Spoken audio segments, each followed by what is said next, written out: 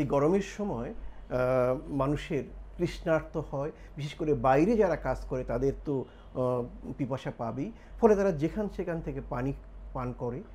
তো এই গরমে আমরা কয়েকটি বিষয় বলবো। একটি হচ্ছে সংবেদনশীল জনগোষ্ঠী, বিশেষ করে বৃদ্ধ, শিশু এবং গর্ভবতী নারী অতি প্রয়োজন না হলে তারা এই সময় বাইরে বের হবেন না। আর যারা বের হবেন সাথে পানি নিয়ে বের হবেন, এবং যাদের অল্প দূরত্বে হাঁটতে হয় তাদের জন্য বলবো ছাতা তারা নেবেন। এবং একই সাথে শ্রমজীবী মানুষকে আমরা বলবো যে গরমে জীবন নির্বাহের জন্য তাদের বের হতে হবে, কিন্তু সম্ভব হলে সাথে পানি নিয়ে তারা বের হবেন।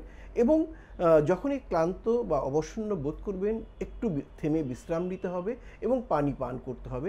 সাথে যারা বেশি ঘামেন অথবা বাইরে রোদে কাজ করেন তাদের ক্ষেত্রে বলবো তারা যেন বাসার থেকে বা বাড়ির থেকে ওর স্যালাইনের গুলিয়ে বোতলে করে নিয়ে আসেন, ওর স্যালাইন পান করবেন। তারপরেও ক্লান্ত বোধ করলে একটু থেমে ছায়াময় জায়গায় একটু বিশ্রাম নেবেন এবং খোলা বাতাসে থাকবেন। অন্যদেরকে বলবো, যদি আপনার সামনে দেখেন যে কেউ তৃষ্ণার্ত, অসুস্থ বোধ করছে বা আবোল তাবোল কথা বলছে, দ্রুত তাকে ধরে একটি ছায়াময় জায়গায় নিয়ে যাবেন। তার শরীরে যদি কাপড় চোপড় টাইট থাকে সেটাকে একটু ঢিলে করে দিবেন, পানি, ওর স্যালাইন এগুলো পান করাবেন এবং বাতাসের বন্দোবস্ত করবেন।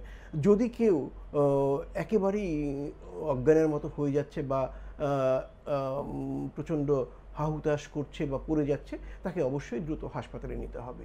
সবচেয়ে বড় কথা, একদিকে যেমন পানি শূন্যতা, তৃষ্ণা এগুলো রোধ করার জন্য পানি পান এবং প্রয়োজনীয় পরিমাণে ওর স্যালাইন খেতে হবে, অন্যদিকে যতটা কম বের হওয়া যায় সেই চেষ্টা করতে হবে। এবং যারা বের হন তারা অবশ্যই সাবধানে থাকবেন, বিশেষ করে তৃষ্ণা নিবারণের ক্ষেত্রে এবং বিশ্রাম নেওয়ার জন্য।